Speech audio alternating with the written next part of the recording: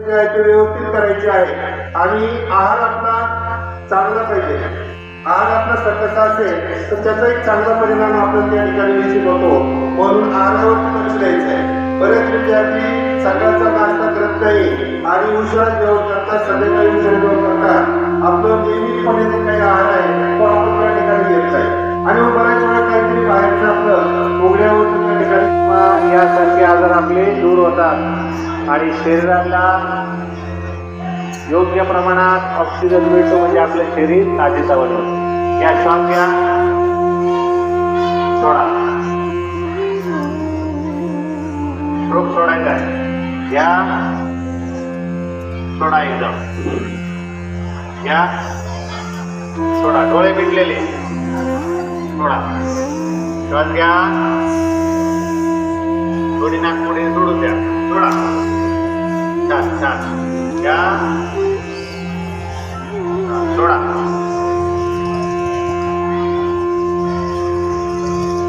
त्यानंतर आपण प्राणायाम घेणार आहोत. प्राणायाम मध्ये आहे त्या स्थितीत बसायचं आहे.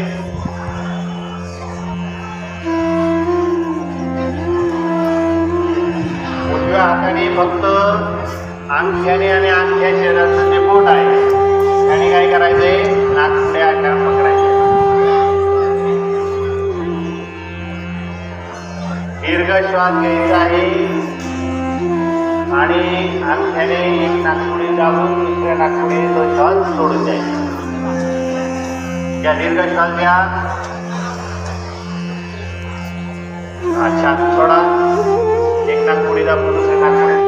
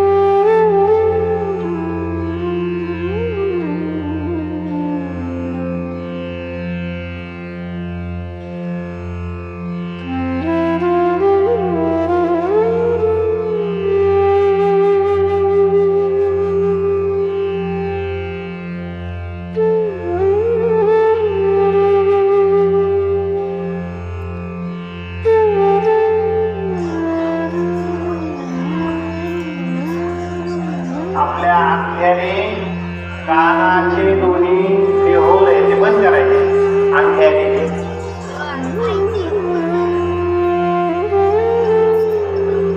आणि दीर्घ श्वास घ्यायचा आहे. पण सर्वात महत्वाची क्रिया, श्वास सोडताना मुंग्यासारखा आवाज आला पाहिजे. कसा आवाज पाहिजे? असा आवाज आला पाहिजे, मुंग्यासारखा. हा, दीर्घ श्वास घ्या. हा, श्वास सोडा. मुंग्यासारखा आवाज आला पाहिजे.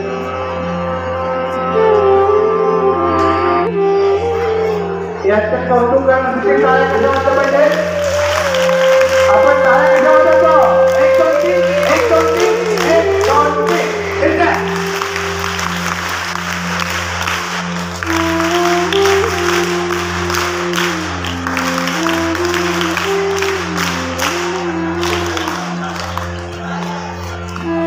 धन्यवाद.